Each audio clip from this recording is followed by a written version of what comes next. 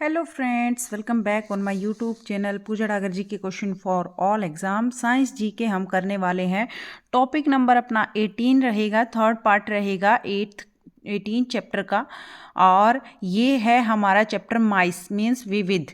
तो यहाँ पर इस टॉपिक का हम थर्ड पार्ट करने जा रहे हैं। इससे पहले हमने टॉपिक वाइज 17 चैप्टर कवर कर लिए हैं, 18 चैप्टर हम कर रहे हैं। तो प्लीज़ वीडियो में अंत तक जुड़े रहें और चैनल को सब्सक्राइब नहीं किया है तो चैनल को सब्सक्राइब कर लीजिए, क्योंकि यहाँ पर आपको बहुत अच्छा मैटर स्टडी रिलेटेड मिलने वाला है, जो कि हर एक कॉम्पिटिटिव एग्जाम के लिए मोस्ट इंपॉर्टेंट क्वेश्चंस रहते हैं। ठीक है फ्रेंड्स, और यहाँ केवल हम साइंस के क्वेश्चंस की प्रैक्टिस करते हैं, केवल और केवल प्रैक्टिस, और प्रैक्टिस से ही सारे क्वेश्चंस हमारे पेपर में सही हो सकते हैं। क्वेश्चन नंबर 1, निम्न में से कौन सी गैस अम्ल वर्षा के लिए उत्तरदायी है? इनमें से कौन सी गैस है जो कि अम्लीय वर्षा के लिए उत्तरदायी है? CO2 और NO2, या फिर CO2 प्लस SO2, या फिर CO2 SO2 और NO2, डी SO2 और CO। तो क्या रहेगा इसका आंसर? अम्लीय वर्षा के लिए उत्तरदायी क्या है? यहाँ पर अम्लीय वर्षा के लिए उत्तरदायी है SO2 और NO2, सल्फर डाइऑक्साइड और नाइट्रोजन ऑक्साइड। ये वाली जो है सबसे ज़्यादा अम्लीय वर्षा के लिए उत्तरदायी है SO2 और NO2। तो C आंसर रहेगा। आगे चलते हैं क्वेश्चन नंबर 2 पर। क्वेश्चन नंबर 2 क्या है? बच्चों के अधिकांश खिलौनों में एक विषैला रसायन उपस्थित रहता है। कैसा रसायन उपस्थित रहता है? एक विषैला। जब बच्चे के खिलौने लेते हैं तो खिलौनों में एक विषैला रसायन उपस्थित रहता है। इस संदर्भ में निम्नलिखित कथनों में से कौन सा कथन सही है? तो इनमें से कौन सा कथन सही है? विषैले तत्व का नाम थैलेट है, जो कि थैलिक अम्ल के एक एस्टर है। तो क्या है? एक ये विषैले तत्व का नाम क्या है? थैलेट है। बिल्कुल सही बात है। और जो थैलिक अम्ल के एस्टर हैं, क्या है? थैलिक अम्ल के एस्टर हैं। बी या दो नंबर यहाँ पर 1 2 3 से ऑप्शन बने हुए हैं, तो इसलिए 1 2 3 यहाँ पर ऑप्शन डाले गए हैं। 2, वे मुख्यतः प्लास्टिक कार्य के रूप में उपयोग में लाए जाते हैं, अर्थात वे पदार्थ जिन्हें प्लास्टिकों में मिलाकर उनकी नम्यता और आयु काल बढ़ाया जाता है। ठीक है फ्रेंड्स, वे मुख्यतः किसमें? प्लास्टिक कारी। तो प्लास्टिक के खिलौने होते तो प्लास्टिक कारी के रूप में उपयोग में लाए जाते हैं, अर्थात वे पदार्थ जिन्हें प्लास्टिकों में मिलाकर, ऐसे पदार्थों को प्लास्टिकों में मिलाकर उनकी नम्यता और आयु काल बढ़ाया जाता है। तो प्लास्टिक की चीज़ें बहुत ही लेट टूटती हैं, इसलिए उसका आयु काल बढ़ाया जाता है। वे आसानी से पर्यावरण में विर्मुक्त हो जाते हैं। ये हमारा थर्ड ऑप्शन है। वे आसानी से पर्यावरण में विर्मुक्त हो जाते हैं क्योंकि थैलेक और प्लास्टिक, ये दोनों हैं, थैलेक और प्लास्टिक दोनों हैं, जिसमें उन्हें मिश्रित किया जाता है, जिसमें उन्हें मिश्रित किया जाता है के बीच ऐसा कोई सह संयोजक बंध नहीं होता। इन दोनों के बीच ऐसा कोई सह संयोजक बंध नहीं होता। तो यहाँ पर जो हमारे ये तीनों ऑप्शन हैं, तीनों के तीनों ऑप्शन ही हमारे सही हैं। इसीलिए बच्चों के अधिकांश खिलौने एक विषैला रसायन उपस्थित होता है। तो यहाँ पर केवल 1 और 2, केवल 1, केवल 2 और 3, केवल 1 2 3 तीनों आएंगे। तो यहाँ पर आएगा तीनों, 1 2 और 3 तीनों। तो देख लेते हैं दोबारा से फटाफट से। बच्चों के अधिकांश खिलौनों में एक विषैला रसायन उपस्थित होता है। इस संदर्भ में कुछ कथन दिए गए हैं। तो विषैले तत्वों का नाम क्या है? थैलेट। ये याद रखना है आपको, विषैले तत्वों का क्या नाम है? थैलेट है, जो कि थैलिक अम्ल के एस्टर हैं। जो कि कौन से अम्ल के एस्टर हैं?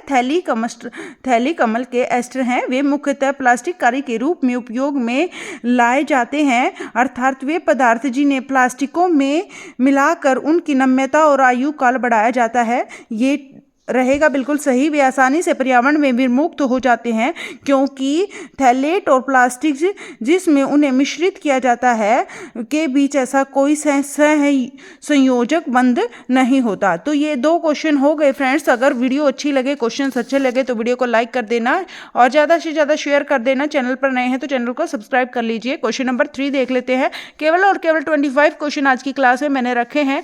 तो सारे ही इंपॉर्टेंट क्वेश्चन हैं हर एक कॉम्पिटिटिव एग्जाम के लिए। ये इंपॉर्टेंट है साइंस, क्योंकि हर एक एग्जाम में साइंस से रिलेटेड क्वेश्चन आपको मिलेंगे जीके में। क्वेश्चन नंबर 3 देखते हैं, पीने के उद्देश्य से प्रयोग में लाए जाने वाले जल में कौन सा विरंजन चूर्ण मिलाया जाता है? जो पीने का पानी होता है उसके उद्देश्य से प्रयोग में लाए जाने वाले जल में विरंजन चूर्ण मिलाया जाता है। और इस मामले में विरंजक चूर्ण की भूमिका क्या होती है? जो ये विरंजक चूर्ण होता है इसकी क्या भूमिका होती है? ए विरंजन कारक की, या फिर बी रोगाणुनाशी की, या फिर सी अशुद्धता को निकालने की, या फिर डी पीएच घटाने की। तो यहाँ पर जो पीने का पानी है, पीने के पानी के उद्देश्य में प्रयोग किए जाने वाले जल में विरंजन चूर्ण, जो ये विरंजन चूर्ण प्रयोग किया जाता है पीने के पानी में, यह रोगाणुनाशी के लिए प्रयोग किया जाता है। यानी जितना भी पानी में गंदगी होती है उसको खत्म करने के लिए विरंजन चूर्ण का प्रयोग किया जाता है। तो यहाँ पर रोगाणुनाशी रहेगा आंसर। क्वेश्चन नंबर 4 देख लेते हैं फ्रेंड्स। क्वेश्चन नंबर 4 क्या है? जब एक लोहे की कील को, जब कोई लोहे की कील है उसको कॉपर सल्फेट, किसमें? कॉपर सल्फेट में के घोल में डुबोया जाता है, कॉपर सल्फेट के घोल में डुबोया जाता है, तो लोहे की कील का रंग हल्का भूरा हो जाता है। कैसा हो जाता है? लोहे की कील का रंग हल्का भूरा हो जाता है। और कुछ समय बाद कॉपर सल्फेट के घोल का नीला रंग, जो कॉपर सल्फेट है उसके जो घोल है, घोल का नीला रंग फीका पड़ जाता है। नीला रंग कैसा पड़ जाता है? फीका पड़ जाता है। यह अभिक्रिया किसका उदाहरण है?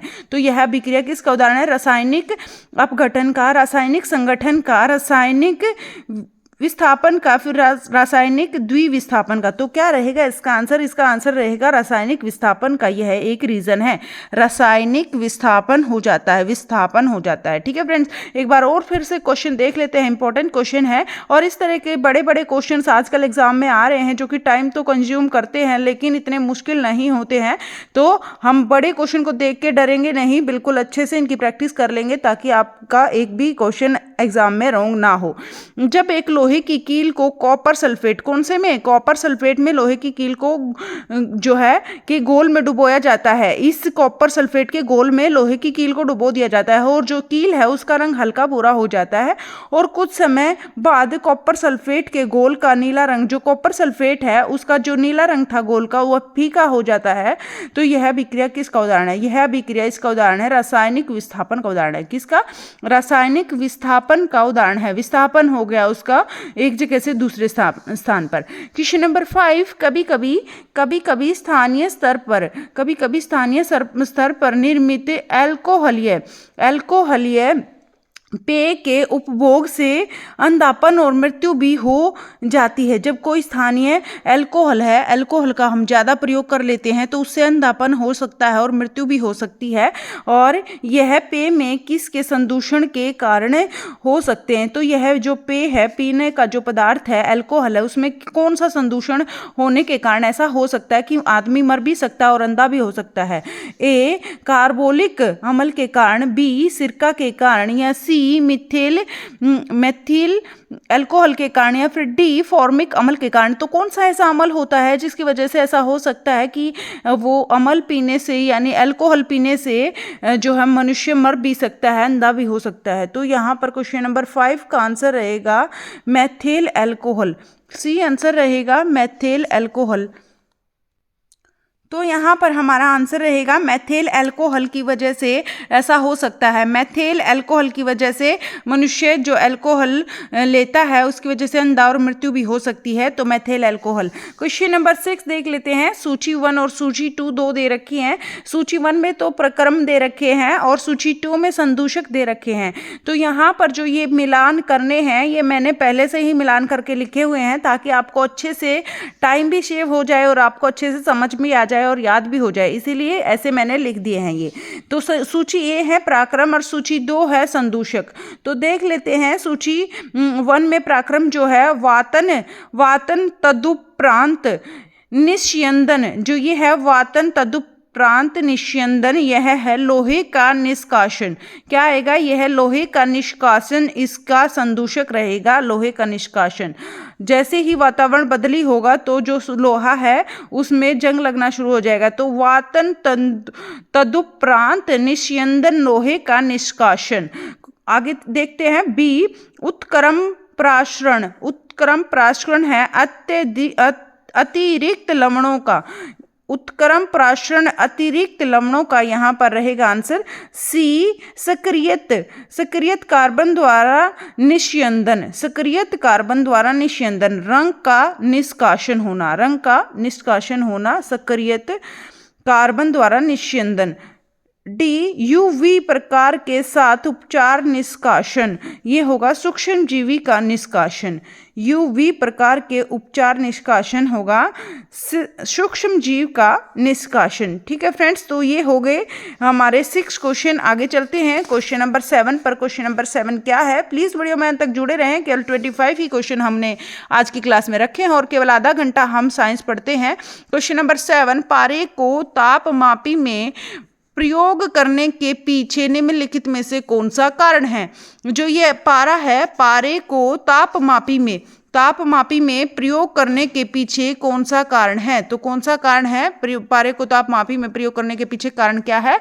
पारा तापमापी के अंदर की सतह को गीला नहीं करता। जो ये पारा है तापमापी होता है, तापमापी के अंदर की सतह को गीला नहीं करता। कैसा नहीं करता, गीला नहीं करता। बिल्कुल सही बात है, जो पारा है तापमापी के अंदर की जो सतह है उसको गीला नहीं करता है। तो ये इसका बिल्कुल सही रहेगा। आगे देखते हैं सेकंड पॉइंट, इसे तापमापी की पतली कोशिका में आसानी से देखा जा सकता है। इसे क्या देखा सकता है, तापमापी की पतली कोशिकाओं में आसानी से देखा जा सकता है। पतली जो कोशिकाएं होती है तापमापी की, उनमें आसानी से देखा जा सकता है क्योंकि यह बिल्कुल बारीक होता है। 3, यह है ऊष्मा का सुचालक है। बिल्कुल सही बात है, यह ऊष्मा का सुचालक है। और ये 4 है, यह है अविषालु नहीं है, यह अविषालु नहीं है, ये हमारा गलत हो जाएगा। यह अविषालु है, तो यह अविषालु नहीं है, तो ये 4th नहीं आएगा। यहाँ पर केवल 1 और 2, केवल 1, 2 और 3 और 4, तो यहाँ पर सी आंसर रहेगा। ये तीनों ही हमारे सही आएंगे। तो एक बार फटाफट से देख लेते हैं पारे की तापमापी में प्रयोग करने के पीछे क्या कारण है। तो पारे को तापमापी में प्रयोग करने के पीछे का कारण है क्योंकि ये अंदर की सतह को गीला नहीं करता है और इसे तापमापी की पतली कोशिकाओं में आसानी से देखा जा सकता है। बिल्कुल सही बात है, यह ऊष्मा का सुचालक है। ये याद रखनी है आपको सारी बातें। क्वेश्चन नंबर 8 देख लेते हैं, गैसों को पदार्थ के दूसरे रूपों में कैसे विभोदित किया जा सकता है। जो गैस है, गैस को पदार्थों के दूसरे रूपों में कैसे विभोदित किया जा सकता है। ए, बहने की योग्यता, बी, रंग का अभाव, सी, स्वतंत्र सतह बनाने की अयोग्यता और डी, उत्प्लवन बल लगाने की योग्यता। तो क्या रहेगा इसका आंसर, क्वेश्चन नंबर 8 का आंसर क्या रहेगा। दोबारा से देख लेते हैं, गैसों को पदार्थ के दूसरे रूपों में कैसे, जो गैस होती हैं, जो पदार्थ होता है, पदार्थ के दूसरे रूपों में कैसे विभोदित किया जाता है। तो स्वतंत्र सतह बनाने की अयोग्यता, इसमें अपनी स्वतंत्र सतह बनाने की अयोग्यता होती है जिसकी वजह से ऐसा होता है। तो स्वतंत्र सतह की सतह बनाने की अयोग्यता, ये रहेगा सी आंसर। आगे चलते हैं क्वेश्चन नंबर 9, पायस या इसको पायस को क्या बोलते हैं, एमल्सन। क्या एमल्सन किससे मिलकर बना होता है। तो किससे मिलकर बना होता है पायस। यह एक द्रव्य और एक गैस से मिलकर बना होता है, एक द्रव्य और एक ठोस से मिलकर बना होता है, या 2 द्रव्य से मिलकर बना होता है, या 2 ठोस से मिलकर बना होता है। तो 9th का क्या आंसर रहेगा फ्रेंड्स, 9th का आंसर रहेगा यह 2 द्रव्यों से मिलकर बना होता है। क्या रहेगा, 2 द्रव्य से मिलकर बना होता है। पायस एमल्सन किससे मिलकर बना होता है, पायस एमल्सन 2 द्रव्य से मिलकर बना होता है। ये हो गए अपने 9 क्वेश्चन फ्रेंड्स। वीडियो को लाइक करना ना भूले और शेयर करना ना भूले फ्रेंड्स। क्वेश्चन नंबर 10 देख लेते हैं।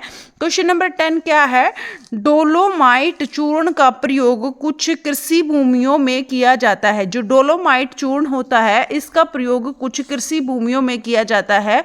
तो इसके प्रयोग से क्या उद्देश्य है, इसके प्रयोग के क्या उद्देश्य हैं, ये हमें बताने हैं। तो ए, मृदा के पीएच को कम करना, मृदा के पीएच को बढ़ाना, मृदा की फास्फोरस मात्रा को बढ़ाना या मृदा की नाइट्रोजन मात्रा को बढ़ाना। तो ये डोलोमाइट चूर्ण है, जब इसका हम प्रयोग करते हैं, डोलोमाइट चूर्ण का प्रयोग करते हैं तो कुछ कृषि भूमियों में किया जाता है। तो कुछ कृषि भूमियों में किया जाता है, तो इसके प्रयोग के क्या उद्देश्य होते हैं। डोलोमाइट चूर्ण के प्रयोग के उद्देश्य बताने हैं हमें, जो कि कृषि भूमियों में यूज होता है डोलोमाइट चूर्ण। तो यह किस लिए प्रयोग किया जाता है, मृदा के पीएच को कम करना या मृदा के पीएच को बढ़ाना या मृदा की फास्फोरस मात्रा को बढ़ाना बढ़ाना या मृदा की नाइट्रोजन मात्रा को बढ़ाना। तो क्वेश्चन नंबर 10 का आंसर रहेगा फ्रेंड्स ए, मृदा की पीएच को कम करना। जो मृदा में पीएच है वो उसको कम करने का कार्य करता है डोलोमाइट चूर्ण, कम करने का कार्य करता है, याद रखना है। आगे चलते हैं क्वेश्चन नंबर 11। कागज निर्माण में कच्चे माल का विगोंदन किसके प्रयोग से किया जाता है? जो कागज निर्माण करते हैं, कागज निर्माण में कच्चे माल का विगोंदन किसके प्रयोग से किया जाता है? विरंजन चूर्ण के प्रयोग से, या फिर बी सल्फ्यूरिक अम्ल के प्रयोग से, या फिर सी दाहक सोडा या कास्टिक सोडा, या फिर डी नाइट्रिक अम्ल। तो क्या रहेगा आंसर क्वेश्चन नंबर 11 का? क्वेश्चन नंबर 11 का आंसर रहेगा विरंजन चूर्ण। क्या रहेगा? ए आंसर रहेगा विरंजन चूर्ण। कागज निर्माण में, किसके निर्माण में? कागज के निर्माण में कच्चे माल का विगोंदन किसके प्रयोग से किया जाता है? तो कच्चे माल का विगोंदन हमेशा विरंजन चूर्ण के प्रयोग से किया जाता है कागज निर्माण में। आगे चलते हैं, क्वेश्चन नंबर 12 देख लेते हैं। क्वेश्चन नंबर 12 है हमारा धातु की एक प्लेट। कैसी प्लेट? धातु की एक प्लेट। धातु की एक प्लेट अन्य धातु से बने और दूसरे प्रकार के धातु से बने जल पात्र, जो जल का पात्र है, बर्तन है, उसके मुख पर दृढ़ता से लगी है। तो उसके मुख पर, जल के पात्र के मुख पर दृढ़ता से मतलब मजबूती से लगी हुई है, और तापन के द्वारा यानी उसको गर्म करके कोई इस प्लेट को पात्र से अलग कर सकता है। तो उसको गर्म करके उस प्लेट को पात्र से अलग किया जा सकता है। इसका कारण उष्मा द्वारा, इसका कारण क्या है? उष्मा के द्वारा क्या किया जाता है? जो ये है धातु की एक प्लेट है, यह है किसी एक बर्तन पर अन्य धातु से बनी, दूसरे धातु से बना जो बर्तन है उसमें जो जल है उसके मुख पर यह जो प्लेट है वह ढकी हुई है बिल्कुल मजबूती से, और उसको अलग करने के लिए हम क्या करते हैं? उष्मा का प्रयोग करते हैं। तो यह क्या होता है? इसमें पात्र और प्लेट दोनों का समान रूप में प्रसारण होता है, कि समान रूप में प्रसारण होता है, या फिर केवल पात्र का प्रसार होगा, या फिर पात्र का प्रसार प्लेट के प्रसार से अधिक होगा, या फिर पात्र का प्रसार और प्लेट का संकुचित होना होता है। तो यहाँ पर क्या आंसर रहेगा? यहाँ पर आंसर मैं आपको बता देती हूँ 12th का क्या आंसर रहेगा। इसका आंसर सी रहेगा। पात्र का जो प्रसार होता है वह प्लेट के प्रसार से अधिक होगा। जो पात्र होगा, पात्र का प्रसार प्लेट के प्रसार से, जब उसको गर्म करेंगे तो जो हमारा पात्र है वो फूल जाएगा, मीन्स वो बड़ा हो जाएगा। पात्र का प्रसार प्लेट के प्रसार से अधिक होगा, तो प्लेट के प्रसार से अधिक होगा तो वह उसको जो उष्मा द्वारा उसको प्लेट को अलग किया जा सकता है अन्य धातु के जो है मुख पर दृढ़ता से लगी हुई है जो प्लेट, धातु की प्लेट। ठीक है फ्रेंड्स, तो ये हो गए 12 क्वेश्चन अपने। आगे देखते हैं 13 क्वेश्चन। प्लीज वीडियो में अंत तक जुड़े रहें। क्वेश्चन नंबर 13, जब कठोर जल पूर्णतः वाष्पीकृत हो जाता है, जब जो कठोर जल है यानी कठोर जल है पूरी तरह से वाष्पीकृत हो जाता है, तो पात्र में सफेद ठोस बचा रह जाता है। कैसा ठोस बचा रह जाता है? सफेद ठोस बचा रह जाता है। यह निम्नलिखित में से किसकी उपस्थिति के कारण होता है? तो यह किसकी उपस्थिति के कारण होता है? क्वेश्चन नंबर 13 का क्या आंसर रहेगा? Ca और Mg के कार्बोनेट के कारण, Ca और Mg के सल्फेट के कारण, Ca और Mg के क्लोराइड के कारण। बिल्कुल, Ca मतलब Ca का मतलब कैल्शियम होता है, Mg का मतलब मैग्नीशियम होता है। तो ये Ca और Mg के कार्बोनेट के कारण, Ca और Mg के सल्फेट के कारण, कार्बोनेट, सल्फेट, क्लोराइड तीनों के कारण ऐसा होता है। तो 1 और 2 और 3 तीनों ही इसके आंसर रहेंगे। 1, 2 और 3 तीनों ही आंसर रहेंगे इसके। तो याद रखना है, कठोर जल जब है पूरी तरह वाष्पित हो जाता है तो ठंडा जो ठोस सफेद ठोस जो बच जाता है वह Ca और Mg के कार्बोनेट के कारण होता है, Ca और Mg के सल्फेट के कारण होता है, और Ca और Mg के क्लोराइड के कारण होता है। क्वेश्चन नंबर 14, जब शुद्ध सिलिकॉन के एक टुकड़े को एल्यूमिनियम से मादित या रोगन किया जाता है, एल्यूमिनियम से क्या किया जाता है? रोगन किया जाता है। जब शुद्ध सिलिकॉन के एक टुकड़े को एल्यूमिनियम, शुद्ध सिलिकॉन के एक टुकड़े को एल्यूमिनियम के से रोगन किया जाता है, तब क्या होता है? तब होता है ए मादित, यानी मादित का मतलब यहाँ रोगन है।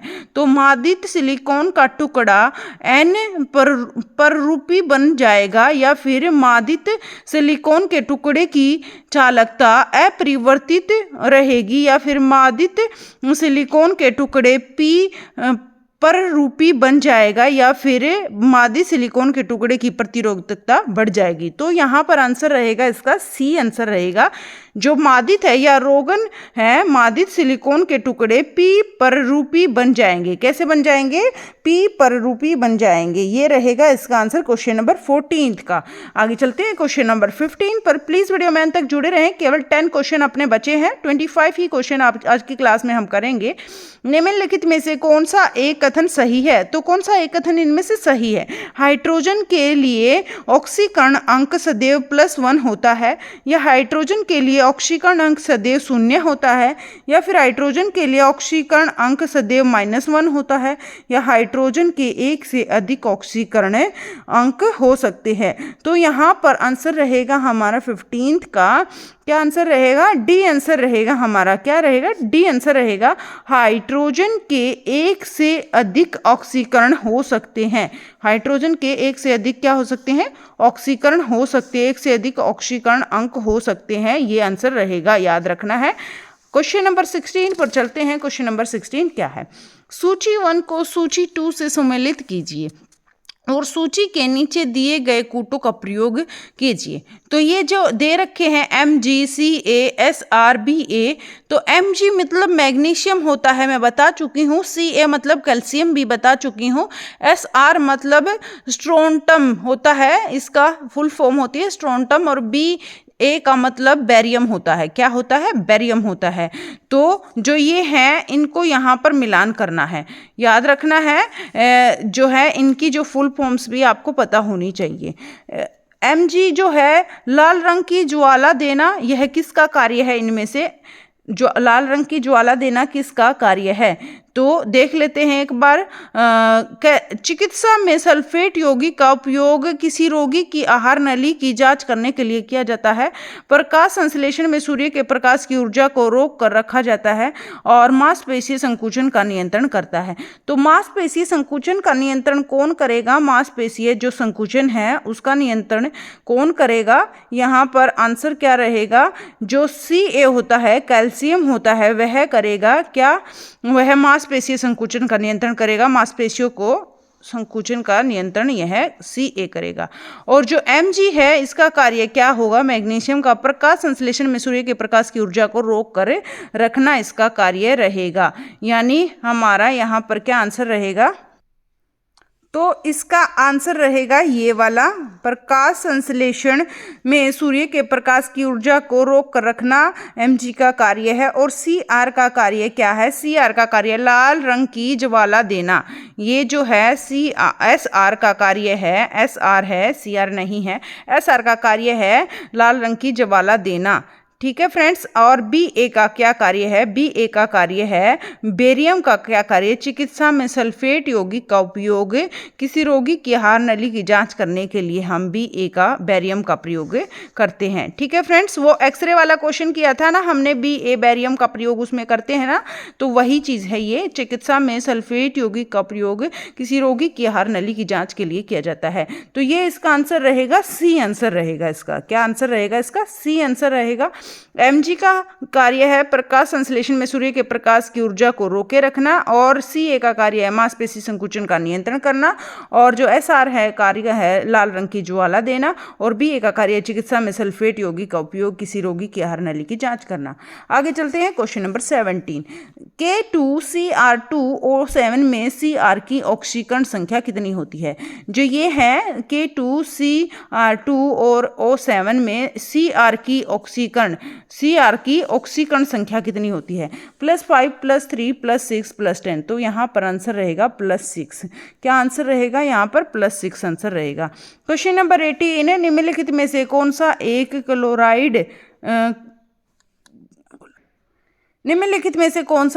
कोलाइड नहीं है? क्या नहीं है? एक कोलाइड नहीं है। पंख, दूध, मक्खन और बोरियम अम्ल। तो यहाँ पर क्या आंसर रहेगा इसका? क्वेश्चन नंबर 18 का आंसर रहेगा ये बोरियम अम्ल है, बोरिक अम्ल है। बोरिक अम्ल यह एक कोलाइड नहीं है। यह एक क्या नहीं है? कोलाइड नहीं है। बाकी पंख, दूध और मक्खन ये सारे कोलॉइड हैं, लेकिन बोरियम अम्ल है यह कोलॉइड नहीं है। क्वेश्चन नंबर 18 के बाद चलते हैं 19 पर। केवल अपने 25 क्वेश्चन है फ्रेंड्स, बस यही क्वेश्चन है, तो प्लीज़ वीडियो में अंत तक जुड़े रहें। केवल और केवल आपकी 5 से 6 मिनट में आपकी लूँगी, इससे ज़्यादा नहीं। क्वेश्चन नंबर 19 देख लेते हैं।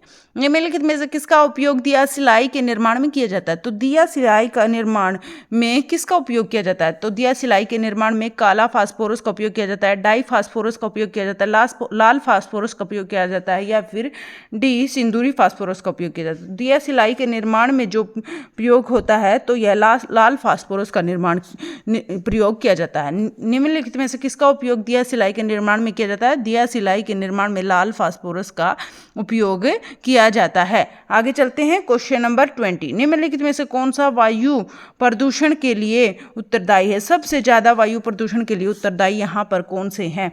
N और S के ऑक्साइड, या CO2, या फिर HEAR?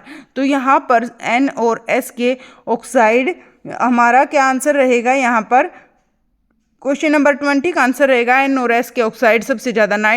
नाइट्रोजन और सल्फर डाइऑक्साइड जो ये सारे सबसे ज़्यादा प्रदूषण इनकी वजह से होता है, N और S के ऑक्साइड। तो CO की full form carbon dioxide, HE को बोलते हैं हीलियम, और AR होते हैं, AR क्या होते हैं? आर्गन होते हैं। ठीक है फ्रेंड्स, तो ये आंसर रहेगा 20 का। आगे चलते हैं 21। निम्न में से कौन सी गैस में ऑक्सीकरण और अपचयक दोनों गुण पाए जाते हैं? दोनों गुण कौन से में पाए जाते हैं? ऑक्सीकरण और अपचयक दोनों गुण पाए जाते हैं। A sulphur dioxide, B carbon monoxide, C hydrogen sulphide, या फिर D फास्जीन। तो यहाँ पर क्या रहेगा आंसर? क्वेश्चन नंबर 21 का आंसर रहेगा ए सल्फर डाइऑक्साइड। ए आंसर रहेगा सल्फर डाइऑक्साइड। निम्नलिखित में से कौन सी गैस में ऑक्सीकरण और अपचयन दोनों गुण पाए जाते हैं? तो सल्फर डाइऑक्साइड में ये दोनों गुण पाए जाते हैं, ऑक्सीकरण और अपचयन। सल्फर डाइऑक्साइड में ऑक्सीकरण और अपचयक दोनों गुण पाए जाते हैं। Question number 22। वनस्पति तेल से वनस्पति घी बनाने में प्रयुक्त गैस कौन सी होती है? जो वनस्पति तेल है इससे वनस्पति घी जब बनाते हैं हम, तो कौन सी इनमें से गैस का प्रयोग करते हैं? ऑक्सीजन का, हाइड्रोजन का, नाइट्रोजन का, कार्बन डाइऑक्साइड का। तो यहाँ पर आंसर क्या रहेगा? 22 का आंसर रहेगा हमारा यहाँ पर हाइड्रोजन का हम प्रयोग करते हैं। वनस्पति तेल से वनस्पति घी बनाने के लिए हम हाइड्रोजन का प्रयोग करते हैं। मोस्ट इंपॉर्टेंट क्वेश्चन है यह है कि जो है वनस्पति तेल से वनस्पति घी बनाने के लिए हाइड्रोजन गैस का प्रयोग किया जाता है।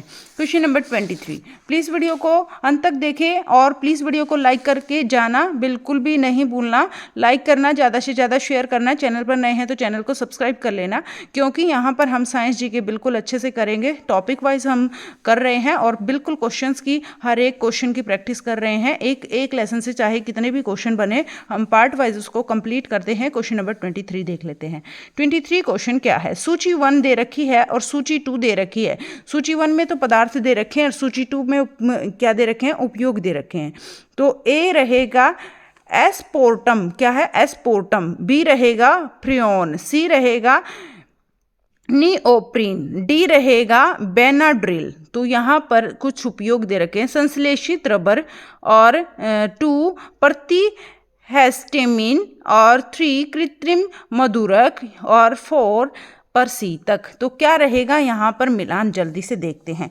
ए का रहेगा हमारा कृत्रिम मधुरक, जो ये है हमारा एस्पोर्टम। एस्पोर्टम का रहेगा कृत्रिम मधुरक है। और फ्रियोन का क्या रहेगा? फ्रियोन का रहेगा परिशीतक। परिशीतक में फ्रियोन का प्रयोग होता है। और निओप्रीन का प्रयोग कहाँ पर होता है? निओप्रीन का प्रयोग होता है संश्लेषित रबर में।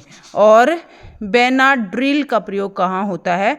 प्रतिहिस्टामिन के प्रयोग में। प्रतिहिस्टामिन उपयोग होता है इसका, इस पदार्थ का, बेनाड्रिल का प्रतिहिस्टामिन। तो ये रहेगा इसका आंसर 23 का। 23 का आंसर रहेगा हमारा ए का रहेगा 3, ए का 3, और बी का रहेगा हमारा 4, 3, 4 और सी का रहेगा 1 और डी का 2। ये सी आंसर रहेगा इसका। आगे चलते हैं 24 क्वेश्चन पर। आई होप ये आपको बहुत अच्छे से समझ में आ गया होगा क्वेश्चन, क्योंकि ये इंपॉर्टेंट क्वेश्चन है। यहाँ से देखो बहुत सारे क्वेश्चन आपके बन जाते हैं। ये पदार्थ दे रखे हैं, इनके उपयोग दे रखे हैं, तो यहाँ पर हमारे 4 क्वेश्चन बन जाते हैं अगर ये आप कर लेते हो तो। क्वेश्चन नंबर 24, निम्नलिखित में से किसे स्नेहक के रूप में प्रयोग किया जाता है? इनमें से किसको आप स्नेहक के रूप में प्रयोग करते हैं? लुब्रिकेंट यह किसके रूप में प्रयोग करते हैं? ग्रेफाइट, बी क्यूप्राइट, सी हेमेटाइट। तो यहाँ पर डी क्रायोलाइट। तो यहाँ पर क्या आंसर रहेगा? निम्नलिखित में से किसे स्नेहक के रूप में प्रयोग किया जाता है? तो ग्रेफाइट को स्नेहक के रूप में प्रयोग किया जाता है। किसको? लुब्रिकेंट के रूप में ग्रेफाइट को प्रयोग किया जाता है। स्नेहक के रूप में या लुब्रिकेंट कुछ भी आ जाए तो यहाँ ग्रेफाइट का प्रयोग किया जाता है। Question number 25, last and final question बचा है फ्रेंड्स। प्लीज वीडियो को लाइक करके जाना और अभी रुको, ये लास्ट क्वेश्चन भी करके जाना है। क्वेश्चन नंबर 25, संक्षारण के उदाहरण क्या है? तांबे पर हरे रंग की परत बनना, सिल्वर पर काले रंग की परत बनना, और सी लोहे पर भूरे रंग की परत बनना, या उपयुक्त तीनों इनमें से कोई नहीं।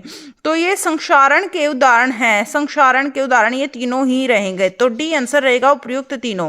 तांबे पर हरे रंग की परत, तांबे पर कैसे रंग की परत बनती है? हरे रंग की परत बनती है। और सिल्वर पर काले रंग की परत बनती है, और लोहे पर भूरे रंग की परत बनती है। तो ये रहेगा, तीनों ही आंसर रहेंगे इसके। 25 क्वेश्चन अपने हो गए हैं friends. Thank you so much. Video में अंत तक जुड़े रहने के लिए आपका बहुत बहुत धन्यवाद। Thank you. आपने कंप्लीट वीडियो देखी है। आई होप आपको सारे क्वेश्चन अच्छे से समझ में आ गए होंगे। थैंक यू सो मच आप सभी का। यहाँ पर हम साइंस को बिल्कुल अच्छे से टॉपिक वाइज और सारे क्वेश्चंस की प्रैक्टिस करेंगे। तो प्लीज़ वीडियो में अंत तक जुड़े रहा करें और प्लीज़ वीडियो को स्किप ना करा करें। तो thank you so much. Bye bye, take care. फिर मिलते हैं हम 8 बजे, 8 से 8:40 पर अपनी जीके की क्लास रहती है। Thank you so much. Bye bye, good night. Good night तो अभी नहीं है। Keep smile. Bye bye, take care.